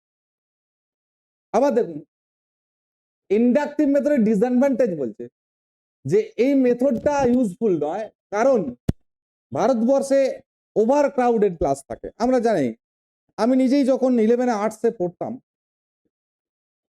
তখন আমার আর্টসের স্টুডেন্ট সংখ্যা ছিল 192 না 94, মানে একটা ক্লাসে বিশাল হল রুম, তাও ধরতো না। তার ফলে কি হলো, ধরো বলা হলো কে কি খেয়ে এসেছো, এবার 190 জন যদি সেই উত্তর দিতে থাকে, আমি এই খেয়েছি, ও এই খেয়ে আছে, সে এই খেয়েছে, 190 জন যদি বয়াতে পারলাম না, আমি কিন্তু গল্পের ছলে পড়েছি, হ্যাঁ স্যার, বুঝলাম। ঠিক আছে। এই ওভার ক্রাউডেড ক্লাসে এটা সমস্যা, যেখানে প্রচুর স্টুডেন্ট সেখানে সবাইকে আগে জিজ্ঞাসা করে তারপর তো এগুলো যাবে না, তাই না? তাহলে সবাই সবার মতো আনসার দেবে, তাহলে সেক্ষেত্রে টাইম লস করবে। ওই জন্য বলছে যে ওভার ক্রাউডেড ক্লাস, ইন্ডিয়ায় যে ওভার ক্রাউডেড ক্লাস আছে সেখানে এই মেথডটা কিন্তু ইউজফুল। Next, the institute. এটা প্রচুর ভাবে মানে আমাদের লেট হয়ে যায় মাঝে মাঝে, মানে সমস্ত স্টুডেন্টের কাছ থেকে অ্যান্সার নিতে নিতে মানে অ্যাকচুয়ালি পড়ানোর টাইমটাই ঠিক মতো পাওয়া যায় না। না, পাওয়াই যাবে না যে অরিজিনাল জিনিসটা কি, এটা ঠিক, একদমই তাই। হ্যাঁ, এবার নয়েজ তৈরি হয়। হ্যাঁ, একটা তাছাড়া ক্যাওস তৈরি হয়, তারপরে বাচ্চারা কি মানে কনসেন্ট্রেশন রাখে না, ঠিক আছে। হ্যাঁ, তারা তখন কি হয়, তারা মিসলিড হয়ে যায়। নেক্সট আছে প্রচুর ভাবে কথা বলতে শুরু করে দেয়। একদম একদম, ওদিকে সুযোগ দিলে ফাটিয়ে দেবে। The institute must be ready to focus the language aspect, not the mark criteria. In this method, teacher has to use modern methods of teaching language. Only an innovative teacher can use this method. একদম, যেহেতু student centred, এই মেথডটা যেহেতু student centred, তাই এই ধরনের মেথডকে fulfil করতে গেলে বা ইউজফুল করতে গেলে টিচারের কিন্তু স্পেশাল একটা কোয়ালিটি লাগবে।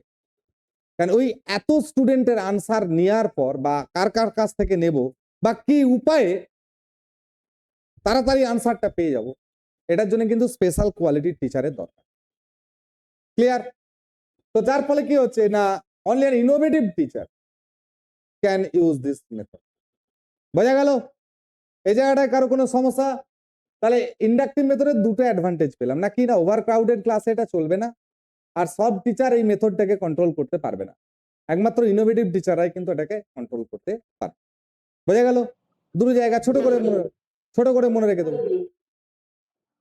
ক্লিয়ার? ইনোভেটিভ টিচার বলতে আমি বলে দিচ্ছি, ধরুন আপনি মানে চাপ বোঝাতে গেছেন, বায়ুর চাপ, পাস্কালের সূত্র বোঝাতে গেছেন। এবার আপনি কি করলেন, পকেটে করে একটা রাবারের বল নিয়ে গেলেন, একটুখানি ফাটিয়ে জল ভরে দিয়ে তাতে কতগুলো পিন গেঁথে নিয়ে চলে গেলেন, দিয়ে সেটাকে একটা পলিথিনের ডাব্বায় ভরে পকেটে নিয়ে ক্লাসরুমে চলে গেলেন, ঠিক আছে। আপনি গিয়ে বলেন, বলতো বলের ভিতরে জল ঢোকালে কি হয়, বলতে থাকলেন, তাতে যেমন পারবে উত্তর দেবে। আপনি সবাইকে চুপ করার জন্য একবারে বুঝিয়ে দেবেন, বলটা বের করে চাপ দেবেন, চারদিক থেকে জলটা সমানভাবে পড়বে, পাস্কালের সূত্র বুঝিয়ে দিলেন। বুঝতে পারলাম? তাহলে এই ধরনের ইনোভেটিভ টিচার খুব কম দেখা যায়, যার ফলে একমাত্র যারা ইনোভেটিভ টিচার, যাদের নিজস্ব ইনোভেশন পাওয়ার আছে, ইনটিউশন পাওয়ার আছে, তারা এই মেথডটাকে নিয়ে এগিয়ে যেতে পারে। বোঝা গেল? ক্লিয়ার? মাথায় ঢুকেছে না ঢোকেনি? বা ধরুন আপনি চুম্বকের বৈশিষ্ট্য বলছে, ক্যারেক্টারিস্টিক্স অফ এ ম্যাগনেট। কি চুম্বকের মেন বৈশিষ্ট্য কি না, বিপরীত মেরু আকর্ষণ করে, সমমেরু বিকর্ষণ করে। আপনি পকেটে করে দুটো চুম্বক নিয়ে চলে গেলেন, নিয়ে গিয়ে দেখিয়ে দিলেন। ধরুন আপনি বলেন, এই চুম্বক দেখেছিস, চুম্বক কি জিনিস বলতো, কোন ধাতুকে টানে, তো বলবে লোহাকে টানে। হ্যাঁ স্যার, রেডিওতে চুম্বক দিয়ে অমুক আমি খেলেছি তুসুক, আচ্ছা দেখে নে। এরা কিন্তু যখন এক মুখে হয়, দেখ একে অপরকে ছিটকে দিচ্ছে। আবার দেখ যখন নর্থ সাউথ হচ্ছে, মানে বিপরীত মেরু এক কাছে করছি, তখন দেখ আবার ছিটকে যাচ্ছে। এটাই হচ্ছে চুম্বকের প্রধান বৈশিষ্ট্য। তাহলে এগুলো, এই যে ইনোভেটিভ পাওয়ার গুলো, এগুলো একজন যারা ইনোভেটিভ টিচার, যাদের প্রচন্ড পরিমাণে পড়ানোর প্রতি অ্যাট্রাকশন, তারা এই মেথডটাকে কিন্তু ইউজফুল বানিয়ে নিতে পারে। বুঝতে পারলাম? ক্লিয়ার? মাথায় ঢুকলো? ইয়েস, বুঝতে পেরেছেন তো? বাহ, ভেরি গুড। নেক্সট, এবার আসছি ইন্ডাকটিভ ডিডাকটিভ মেথড। দেখুন সাইকোলজিস্ট বা এডুকেশনিস্টরা দেখলো যে দুটোরই যেহেতু ডিসঅ্যাডভান্টেজ আছে বা ডিমেরিটস আছে, তাহলে এক কাজ করা হোক, দুটোরই ডিমেরিট হটিয়ে দেওয়া হোক, দিয়ে দুটোকে এমন ভাবে পাঞ্চ আপ করা হোক যাতে করে তার কোনো ডিমেরিট বা ডিসঅ্যাডভান্টেজ যাতে না থাকে। সেই হিসেবে তারা ইন্ডাকটিভ এবং ডিডাকটিভকে পাঞ্চ আপ করে তৈরি করলেন ইন্ডাকটিভ ডিডাকটিভ মেথড। এবার this method as name shows is the synthesis of both the above method. এটা আমি আগেই বলে দিয়েছি যে দুটো যে মেথড পেয়েছি ডিডাকটিভ এন্ড ইন্ডাকটিভ, তার সিনথেসিস, দুটোকে একত্রিত করো। This method can remove the limitation of both the above methods. একটু আগে যেটা বললাম যে দুটো মেথডেরই যে ডিসঅ্যাডভান্টেজ বা লিমিটেশন গুলো ছিল সেগুলোকে অ্যাভয়েড করার জন্য, রিমুভ করার জন্য এই মেথডটা বানানো হয়।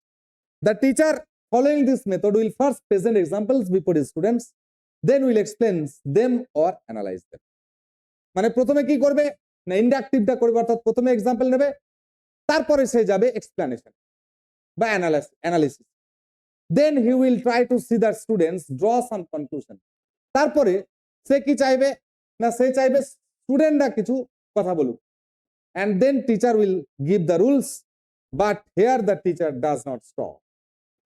ভালো করে মাথা রাখবেন, একটু আগে যেটা আমি বলছিলাম, ধরুন আপনি চুম্বক পড়াতে গেছেন, দিয়ে আপনি প্রথমে বলেন বল কে কি চুম্বক দেখেছিস, কোথায় কি চুম্বক দেখেছিস, এক্সাম্পল নিয়ে নিলেন, তারা তাদের মতো কনক্লুশন দিল, দিয়ে আপনি তাদেরকে রুলসটা দেখালেন, দেখ সমমেরু বিকর্ষণ করছে আর বিপরীত মেরু আকর্ষণ করছে। এবার ওটার উপরে আপনি একটা কোয়েশ্চেন দিলেন, দেখ বলতো এটা কি হয়, যাতে করে তারা তাদের কনক্লুশন দিতে পারে যে তারা ঠিকঠাক বুঝতে পারলো, ঠিকঠাক শিখতে পারলো কিনা। ঠিক আছে, এখানে কিন্তু টিচার শেষ হবে না, স্টপ করবে না, থামবে না। He then gave new examples and asked the students to verify the rule. এবার সে বলবে আচ্ছা বলতো এরকম আর কোন কোন ক্ষেত্রে হতে পারে, সমমেরু আকর্ষণ বিষমমেরু, সমমেরু বিকর্ষণ বিষমমেরু আকর্ষণ। তার মানে কি করলো, সে আবার একটা অন্য এক কোয়েশ্চেন দিয়ে দিল, যে এই যে তত্ত্বটা সে বোঝালো, যে থিওরিটা সে বোঝালো, সেটা সে কতটা বুঝতে পেরেছে না পারেনি, সেটাকে সে কি করলো, সেটাকে সে যাচাই করে নিল। তাহলে এই যে টোটাল এখানে চারটে পদ্ধতি কিন্তু কাজ করছে। কি কি ভালো করে মাথা রাখবেন, ছোট করে লিখেও রাখতে পারে। প্রথমে কি দিচ্ছে এক্সাম্পল, তারপরে কি দিচ্ছে রুলস, ক্লিয়ার, তারপরে কি করছে এগেন কোয়েশ্চেন দিচ্ছে, তারপরে সেটা কি করছে না এভালুয়েট করছে। বোঝা গেল, এক্সাম্পল, রুলস, কোয়েশ্চেন আর এভালুয়েট। মাথায় ঢুকেছে না ঢোকেনি, ক্লিয়ার অর ক্লিয়ার না, প্রত্যেকের ক্লিয়ার? এখানে কিন্তু চারটে মেথড কাজ হয়। হ্যাঁ বলুন। হ্যাঁ হ্যাঁ ইআরকিউ, আমি কি বললাম, এটা আমি ইউআরকিউই লিখছি বলে ইউআরকিউই ঠিক এটা নয়, আপনারা আপনাদের মতো প্রথমে এক্সাম্পল দিচ্ছে, তাই তো, তারপরে রুলস, তাই তো, তারপর তাদেরকে কি করাচ্ছে বলুন, আবার এগেন কোয়েশ্চেন দিচ্ছে, দিয়ে আবার সেটাকে এক্সপ্লেন করছে, মানে ব্যাখ্যা, এটা এক্সপ্লেন করছে। না ডিডাকটিভ নয়, এখানে ইন্ডাকটিভ ডিডাকটিভ মেথড। কারণ যেহেতু প্রথমে এক্সাম্পল তারপরে রুলস, ওই জন্য প্রথমে হলো ইন্ডাকটিভ, তারপরে আবার রুলস এক্সপ্লানেশন, এটা হচ্ছে ডিডাকটিভ। বুঝতে পারলেন? আপনি বললেন আর থেকে ই প্লাস ই থেকে আর, আরে বাবা এখানে প্লাস আর থেকে ই মানে কি, সে তো আবার রুলসটা বোঝালো, বুঝিয়ে সে তো তারপরে আবার এক্সাম্পল করতে দিল, মানে এক্সাম্পল করতে দিল মানে কি, তাকে আবার কোশ্চেন দিল, মানে সেটাই তো একটা এক্সাম্পল দিল আবার এক্সট্রা করে। আর থেকে ই হচ্ছে না, ই থেকে আর হচ্ছে না ই থেকে আর নয়, বুঝতে ভুল করছেন।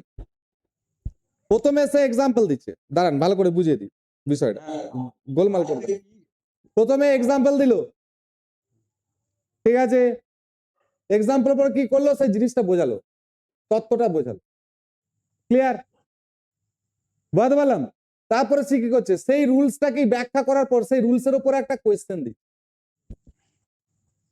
সেই রুলসের উপর একটা কোয়েশ্চেন, সেই কোয়েশ্চেনটা কি, সে তো রুলসের উপরই থাকছে রে বাবা, সেই কোয়েশ্চেনের যে আনসার আবার সে বুঝিয়ে দিচ্ছে এক্সাম্পল। ধরুন কেউ ভুল করলো, সে আবার একটা এক্সাম্পল দিল, দিয়ে বুঝিয়ে দিল, মানে রুলসটা বুঝিয়ে এক্সাম্পল দিয়ে বুঝিয়ে দিল। বুঝতে পারলাম? ক্লিয়ার, মাথায় ঢুকেছে? এবার হ্যাঁ ঠিক আছে। বাহ, ভেরি গুড। এই দেখুন, he then gave new example and asked the student verify the rules. দেখতে পেয়েছেন? This method of teaching grammar proves very successful and advantageous as it becomes practical, real and scientific. এবার এখানে একটা মারাত্মক question, which method is considered as the best method of teaching grammar? কাকে নেবেন answer? Inductive. এই জায়গাটা কিন্তু very very important. This method of teaching grammar proves very successful and advantageous as it becomes practical, real and scientific. তাহলে যদি বলে in which of the methods are practical, real and scientific, কোনটা নেবেন? অপশানে inductive, deductive. বুঝতে পারলাম? Clear প্রত্যেকের? হ্যাঁ স্যার। বাহ। It proves very successful because it is very psychological, following all the accepted maxim of teaching, and the students are not forced to memorize the rules. এই জায়গায় আবার দুটো কোয়েশ্চেন, যে which method proves very successful, এক নম্বর question, inductive deductive method. Next যেটা আরো ভয়ঙ্কর question, students are not forced to memorize the rules, in which methods students are not forced to memorize the rules, মানে ছাত্রদেরকে বাধ্য করা হয় না রুলসকে মেমোরাইজ। কোন মেথডে? আমার আনসার আসবে কি বলুন, বলে ফেলুন একটু, বোঝা গেল? ক্লিয়ার? তাহলে এর সবই কিন্তু আমরা কি পেলাম? অ্যাডভান্টেজ গুলো পেলাম, ডিসঅ্যাডভান্টেজ কিন্তু কিছু পেলাম না। ক্লিয়ার? আর সব থেকে সাকসেসফুল মেথড হচ্ছে ইন্ডাকটিভ ডিডাকটিভ মেথড। সব থেকে সাইকোলজিক্যাল, সায়েন্টিফিক, প্র্যাকটিক্যাল মেথড হচ্ছে ইন্ডাকটিভ ডিডাকটিভ মেথড। ক্লিয়ার? স্টুডেন্টসদেরকে বাধ্য করা হয় না রুলস শেখাতে, সেটা হচ্ছে ইন্ডাকটিভ ডিডাকটিভ মেথড। আচ্ছা, লাস্ট যেটা পাচ্ছি সেটা হচ্ছে ইনসিডেন্টাল মেথড, বা এটাকে কোরিলেশন মেথডও বলা হয়। এটা লিখে রাখুন, কোরিলেশন মেথড বা কোরিলেটিভ মেথড। ক্লিয়ার? এটা কি? Grammar teaching in this method is done during the teaching of A text book or composition writing. এই দেখুন কেসটা কি না, আপনি কোনোদিনও গ্রামার পড়াননি, মানে আর্টিকেল কি, প্রিপোজিশন কি, কোনোদিনও গ্রামার কি জিনিস পড়াননি। এবার দেখা গেল আপনি একটা টেক্সট বুক পড়াচ্ছেন, ঠিক আছে? দিয়ে ধরুন আপনি একটা কবিতা পড়াচ্ছেন, সলিটারি পার পড়াচ্ছেন, behold her single in the field, yon solitary highland lass, reaping and binding the grain, and sang a melancholy strain. Clear? আপনি পড়াচ্ছেন, দিয়ে বলেন দেখ, এই দেখ, behold her single in the field. আচ্ছা, এখানে ইনটা কি বলতো? প্রিপোজিশন। কেন বসলো? এই দেখ, ওর পরে দা আছে, ফিল্ডের আগে দা, তাই এখানে ইনটা বসলো। তার মানে কি? আপনি জীবনে কোনদিন গ্রামার কি জিনিস, প্রিপোজিশন কি জিনিস জানাননি। হঠাৎ করে একটা টেক্সট পড়াতে গিয়ে আপনার মনে হলো এখানে একটু গ্রামারটা বুঝিয়ে দিই। এই যে হঠাৎ করে পড়ানো, হঠাৎ করে বোঝানো, এটা কি বলা হচ্ছে? ইনসিডেন্টাল। ওই জন্য ইনসিডেন্টাল মেথড বা কোরিলেশন বা কোরিলেটিভ মেথড। কোরিলেটিভ মানে কি? টেক্সটের সঙ্গে হ্যাঁ আসে, বোঝাতে হবে। ঠিক আছে? এবার the teacher explains complex sentence pattern but the method at the time disturbs the teaching of textbook or composition, right? কিন্তু কেসটা কি হলো? আপনি ফাইনলি একটা জিনিস বোঝাচ্ছেন, গল্প বোঝাচ্ছেন, বোঝাতে বোঝাতে আপনি ঝট করে চলে গেলেন গ্রামার। তারপরে কি হলো না, বাচ্চারা ডিস্টর্ট হয়ে গেল। কোথা থেকে? না, তারা এই যে সিকোয়েন্স পেয়েছিল, গল্পের টেক্সটার যে সিকোয়েন্সে মেনটেন করছিল, তার ব্রেন হঠাৎ করে হল্ট করে যাবে ব্রেন, আবার তাকে ঢুকতে হবে কোথায়? গ্রামারে। তাহলে এটা এই যে ইনসিডেন্টালি পড়ানো হয় বা কম্পোজিশন রাইটিং, আপনি একটা চিঠি লেখাচ্ছেন, হ্যাঁ, সেই চিঠি লেখাতে বা আদার্স কিছু লেখাচ্ছেন, সেখানে গিয়ে গ্রামার চর্চা করছেন। আপনার উচিত কি? আগে গ্রামারটা বোঝানো, সেন্টেন্স স্ট্রাকচার বোঝানো, তারপরে আপনি কম্পোজিশনে যান, কম্পোজিশন রাইটিং এ যান বা টেক্সট বুক পড়ান। বাট সে জানেই না প্রিপোজিশনকে, হঠাৎ করে তাকে টেক্সট পড়াতে পড়াতে, একটা গল্প পড়াতে পড়াতে আপনি অন্য প্যাটার্নে চলে যাচ্ছেন, অন্য জায়গায় চলে যাচ্ছেন। তার ফলে কি হচ্ছে না, তার অ্যাটেনশন ড্রপ হয়ে যাচ্ছে বা সে বুঝতে পারছে না, তার ব্রেনটা হল্ট করে যাচ্ছে। ক্লিয়ার? তাই এটা হচ্ছে সব থেকে ওর্স্ট মেথড বলা হয় ফর টিচিং গ্রামার। এটা কিন্তু মাত্র ফর টিচিং গ্রামার সব থেকে খারাপ মেথড হচ্ছে কি, মোস্ট আনসাকসেসফুল মেথড হচ্ছে ইনসিডেন্টাল মেথড আর কোরিলেটিভ মেথড। মাথায় ঢুকলো চারটে মেথড? কারো কোনো সমস্যা? কারো কোনো সমস্যা থাকলে বলবেন। ওই সি নাম্বারটা সব থেকে বেটার। সিটা সব থেকে বেটার। ক্লিয়ার? চলুন এবার আমরা দেখব গ্রামার আমরা পড়বো কেন। Suggestion for teaching grammar effectively. বলছে গ্রামার যদি ইফেক্টিভলি পড়াতে হয় তাহলে কি কি সাজেশনস আমাদেরকে ফলো করতে হবে, এটা হচ্ছে বিষয়। ঠিক আছে? The lesson should be planned beforehand. Methods of teaching should be adapted keeping in mind in the age and general standard of learners.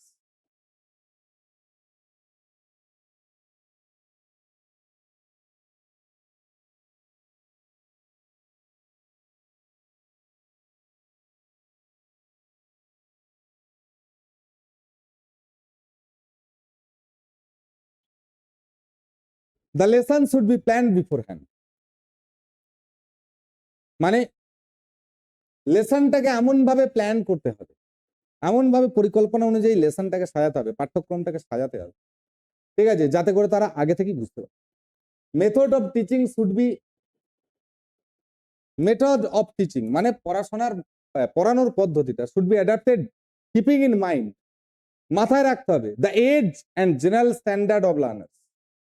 যে আমি ক্লাস 1 এর বাচ্চাকে যদি ফোনোলজি পড়াতে যাই সে বুঝতে পারবে? একদমই না। বুঝতে পারবে। তাহলে আমাকে ক্লাস 1 এর বাচ্চাকে পড়াতে গেলে আগে আমাকে শেখাতে হবে কি এ কি, লেটার কি, বি কি, তাই না? লেটারে কটা পার্ট, ভাওয়েল কি, কনসোনেন্ট কি। তার মানেটা কি আমাকে মাথায় রাখতে হবে যে তার এজটা কত, তার জেনারেল স্ট্যান্ডার্ডটা কি, মানে তার ক্যাপাবিলিটি কতটা, সে কি স্ট্যান্ডার্ডে আছে, সেই অনুসারে তাকে পড়াতে হবে, তবেই তো সে শিখতে পারবে, otherwise not. Next, the material should be taken from the learners text book, sufficient practice work is to be done. The material should be taken from the learners text book, মানে যে টেক্সট বুকগুলো লার্নার্সদেরকে দেওয়া আছে সেখান থেকেই কিন্তু আপনার material হওয়া উচিত। আপনি বোম্বাস্টিক দিয়ে দিলেন, আদার্স বাইরে থেকে কিছু দিয়ে দিলেন, তারা কিন্তু বুঝতে পারবে।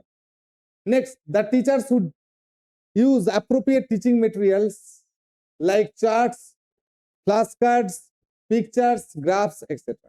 দেখা গেল যে আপনি হয়তো যে বাচ্চাদেরকে ধরুন আপনি ক্লাস 9 এ রেনফল টেম্পারেচার পড়তে যাচ্ছেন, তো সেক্ষেত্রে কি হলো, আপনি যদি কোন একটা জায়গা ধরুন ইকুয়েটোরিয়াল রিজিয়নের রেনফল টেম্পারেচার পড়া, নিরক্ষীয় অঞ্চল, তাহলে সেখানে সারা বছর বৃষ্টি হয়, সারা বছর টেম্পারেচারও বেশি। তাহলে সেটা যদি আপনি গিয়ে একটু মানে যে সমস্ত ওই যে টোপোগ্রাফিক্যাল যে ব্যাপারগুলো আছে, যে চার্টগুলো আছে, সেগুলো যদি নিয়ে যান, হ্যাঁ, তাহলে কি হবে, সুবিধা হবে। আপনি যে পিকচার্সে ধরুন আপনি পাহাড় বা পর্বত পড়াচ্ছেন, হ্যাঁ, পর্বতের ছবি নিয়ে গিয়ে বোঝান, ঠিক আছে, হ্যাঁ, টিএলএম যে টিচিং লার্নিং যে মেটেরিয়ালস গুলো আছে, মানে এডস গুলো আছে, সেগুলো নিয়ে গিয়ে পড়ালেন। Demonstration of how grammar is to be used in contextual situation is very important. এটা দারুণ জিনিস, demonstration of how grammar is to be used in contextual situation. মানে আমি ধরুন আপনাদেরকে আর্টিকেল প্রিপোজিশন পড়াচ্ছি, পড়তে পড়তে দুম করে যদি আমি চলে যাই নন ফাইনাইট ভার্বসে, তাহলে কি সেটা ঠিক হবে? না, একদমই না। হবে না। তাহলে কি demonstration of how grammar is to be used in contextual situation, মানে আমি কি কনটেক্সটটা, সেই সিচুয়েশনের কনটেক্সটের সিচুয়েশন কি আছে, আমি কি কনটেক্সটটা পড়াচ্ছি, কি আছে আমার কাছে, সেটা থেকে আমি কোনো জাম্প করতে পারবো না, সেই সেই জায়গায় ডেমনস্ট্রেশন থাকতে হবে। For evaluation the objective type test should be use. বলছে এবার আপনি পড়ালেন, এবার গ্রামারটা সে কতটা পড়লো, কতটা জানলো, কতটা শিখলো, এটার জন্য কি দরকার না objective type evaluation, objective type টেস্টের দরকার। কারণ আপনি যদি ডিটেলটা তার কাছে জানতে চান তাহলে সে কিন্তু সবটা বলতে পারবে না, কিন্তু সে কি বুঝলো সেটা জানার জন্য আপনি ছোট করে কোয়েশ্চেন করুন, যেটা সে এক কথায় উত্তর দিতে পারে, তাহলে আপনি বুঝে যাবেন যে কি বলতে চাইছে বা তারা অরিজিনালি বুঝতে পেরেছে কিনা। কি বললাম, বোঝা গেল না? বোঝা যায়? হ্যাঁ স্যার। ক্লিয়ার? এই গেল আজকে আপনাদের role of grammar in learning a language. আশা করছি সবাই বুঝতে পেরেছেন, কারোর কোনো জায়গাটায় সমস্যা নেই, থাকলে বলতে পারেন। কারো কোনো জায়গায় সমস্যা আছে? Yes or no? হ্যাঁ বলুন। একদম। যে কোনো জায়গা থেকে আসতে পারে। এবার আপনাদেরকে বলে দিই পরীক্ষার খাতায় কি আসবে, সেই ধরনের একটু আলোচনা হয়ে যাক নাকি? হ্যাঁ হ্যাঁ চলুন তাহলে আমি নেক্সট পেজে যাই। এবার দেখে নিন পরীক্ষায় আপনাদের জন্য কি কি অপেক্ষা করছে। 1 নম্বর question, which method of teaching grammar is considered most effective? Answer আছে ডিডাকটিভ, ইন্ডাকটিভ, ট্রান্সলেশন, ইন্ডাকটিভ। ব্যাস বোঝা গেছে সবার? স্যার আমাকে বলে দিতে হবে না তো? হ্যাঁ না স্যার স্যার ভেরি গুড। দেখো বাংলাটা অবরোহী আরোহী অনুবাদ। ক্লাস হবে তো কোশ্চেনের? হ্যাঁ বলুন। ওই কোশ্চেনের ক্লাস এর উপরে একদিন হবে তো? হ্যাঁ এই তো আজকেই হচ্ছে, আবার কালকে হবে, চিন্তা করবেন না। ও ঠিক আছে, এই দেখুন এখানে বাংলাও করা আছে, বাংলাও কাজে লেগে যাবে আপনাদের। ঠিক আছে, the primary purpose of teaching grammar is, এবার বলুন প্রাথমিক উদ্দেশ্যটা কি আমাদের গ্রামার পড়ানোর? Memorize rules, pass examination, improve communication skills and accuracy. Option C. বুঝতে পেরেছেন? Correct answer. আমাকে আর আনসার বলে দিতে হবে না। Functional grammar focuses on, functional grammar কিসের উপর একটু আগে বলে দিই, প্রথমেই শুরু করেছিলাম ফাংশনাল গ্রামার। ব্যবহারিক ব্যাকরণ, rules of grammar in context, হ্যাঁ, sir B. Formal structure of language. বা very good, option B is correct, formal structure of language, তাই তো? আচ্ছা নেক্সট, 4 নম্বরটা কি গেল? Deductive method of teaching grammar proceeds from, deductive method কোন জায়গা থেকে শুরু হয়? Example to rule, rules to example.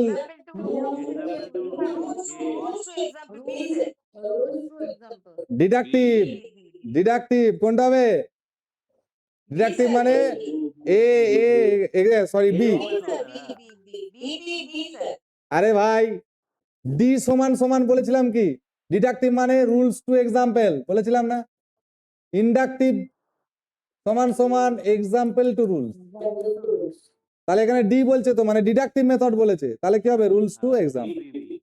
মাথায় ঢুকলো? ক্লিয়ার? বোঝা গেছে? Yes or no? Very good. Next, according to NCF grammar should be taught as separate subject through isolation in context by memorization। কোনটা পারবেন আপনারা? ভাবুন, 4টে অপশন। অপশন বা very good. একটু আগেই পড়ছিলাম যে কনটেক্সচুয়াল হতে হবে, একটু আগেই বলছিলাম না যে কনটেক্সটে থাকবো। দেখছেন কোথা থেকে কোয়েশ্চেন কোথা, এগুলো সব কিন্তু সিটেটের কোয়েশ্চেন, সব সিটেটের কোয়েশ্চেন। করতে গেল লাস্টে যেখানে আমরা সাজেশন পড়লাম সেখান থেকে এসে গেল এই কোয়েশ্চেনটা। ঠিক আছে নেক্সট, যে আমি কনটেক্সট থেকে বেরোতে পারবো না। পেডাগোজিক্যাল গ্রামার মিন্স বলেছিলাম, পেডাগোজিক্যাল গ্রামার বলতে আমরা কি বুঝি? Teaching grammar in context, teaching grammar through rules, teaching grammar through translation, teaching grammar through literature. কোনটা? ঠিক করে, ঠিক করে।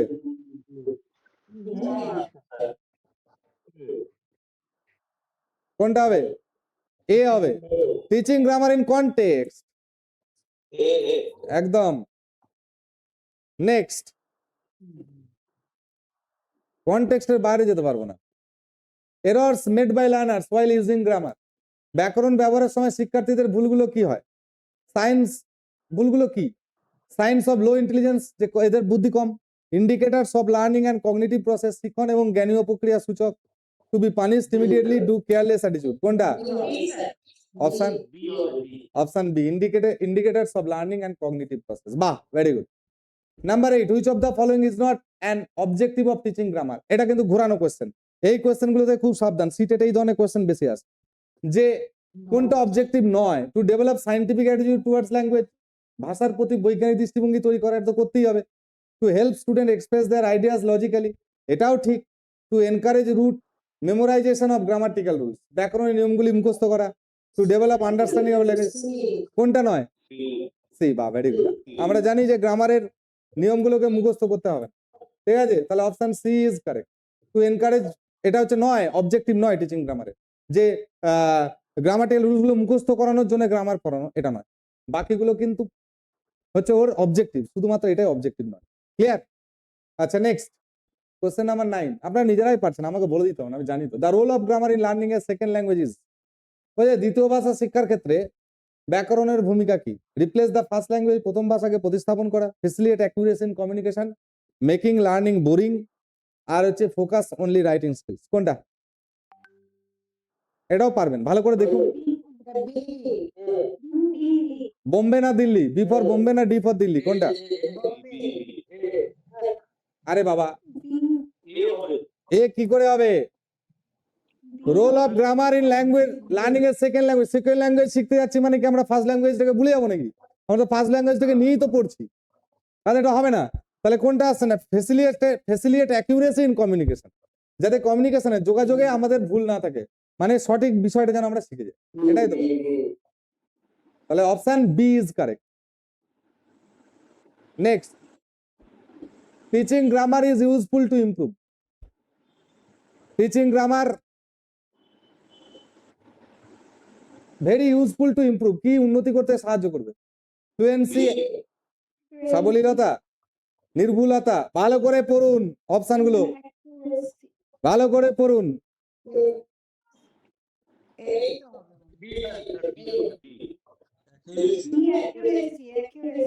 এটা আনসারটা আনসারটা ঠিক করে বলুন। আচ্ছা, বি ফর বোম্বে। দেখছেন, দেখুন, teaching grammar is useful to improve, কোন জায়গাটা ইমপ্রুভ করতে হবে? সেটা হচ্ছে নির্ভুলতা, অ্যাকিউরেসি। আপনার যদি দেখুন দেখুন ফ্লুয়েন্সি কেন হবে না, ভালো করে বুঝুন। যদি আপনি ভুল করেন ফ্লুয়েন্সি আসবে? আপনি যদি ভুল করেন গাণিতিক দক্ষতা আসবে? আপনি যদি ভুল করেন লিটারেসি আসবে? তাহলে আসল দরকার কোনটা? নির্ভুলতা, অ্যাকিউরেসি। যদি আপনি ভুলই করলেন তাহলে আপনি কি শিখলেন? তাহলে আপনার গ্রামার, টিচিং গ্রামারটা হলো? তাহলে বেসিক পয়েন্টটা ধরো। আমি বারবার বলেছি কোয়েশ্চেন গুলোকে ভালো করে পড়বেন, কোয়েশ্চেনের ভিতরে আনসার লুকিয়ে আছে। কোয়েশ্চেন যদি বুঝতে পারেন আনসার অটোমেটিক চলে আসবে। তাহলে বুঝতে পারলেন তো? এই চ্যাপ্টার থেকে যে সিটের কোয়েশ্চেন গুলো এসেছে আমাদের সঙ্গে আলোচনা হয়, কারো কোনো জায়গায় সমস্যা কোনো কোয়েশ্চেন নিয়ে যদি এই 10টা কোয়েশ্চেন পড়লাম, যদি কোনো সমস্যা থাকে বলতে পারে। প্রত্যেকের ক্লিয়ার? বুঝতে পেরেছেন তো? মানে কনফিডেন্স পাচ্ছেন তো যে হ্যাঁ পারবো এবার? ক্লিয়ার তো? হ্যাঁ।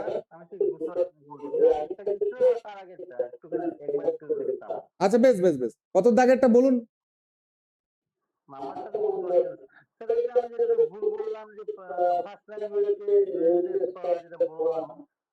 আচ্ছা দাঁড়ান, দেখছি আমি। এইটা এটা দেখুন, the role of grammar in learning a second language. Second language মানে আমাদের কাছে কি ইংরেজি, তাই তো? আমাদের মতো করে ধরুন, ইংরাজি শিখতে গেলে গ্রামারের ভূমিকা কি? আমি ইংলিশটা শিখবো কেন? মানে বাংলা ভাষাটা ভোলার জন্য? তা তো নয়।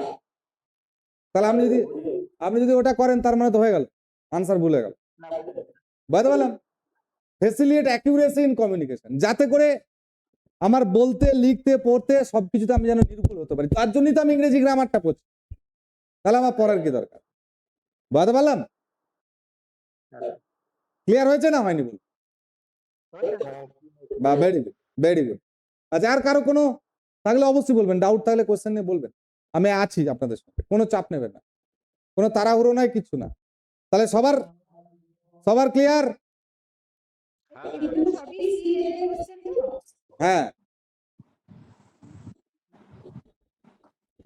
চলুন তাহলে আজকে আমি বিদায় নেব। কালকে আপনাদের সন্ধ্যে 6টা থেকে আবার ক্লাস থাকছে। নিলয় স্যার আপনাদের সঙ্গে একটু কথা বলবেন, কেউ বেরিয়ে যাবেন না, দয়া করে কেউ বেরিয়ে যাবেন না ক্লাস থেকে। নিলয় স্যার একটু কথা বলবেন।